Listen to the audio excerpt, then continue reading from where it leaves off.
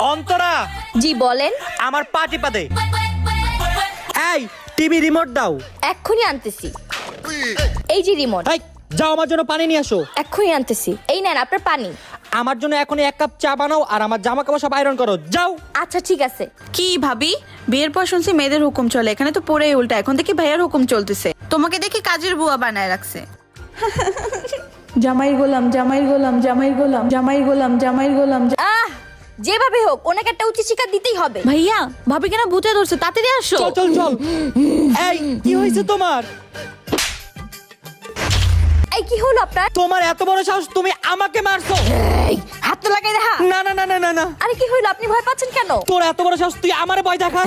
এই তোমরা জামাইরা নিজেদেরকে কি মনে করো? হ্যাঁ, বধূর উপর হুকুম চালাবা? না না না পেতনি। এই কি হলো, তুমি আমার কাছে মাফ চাইতেছো কেন? আমি আমার ভুল বুঝতে পারছি, আমি আর কখনো আমার বড় উপর হুকুম চালাবো না।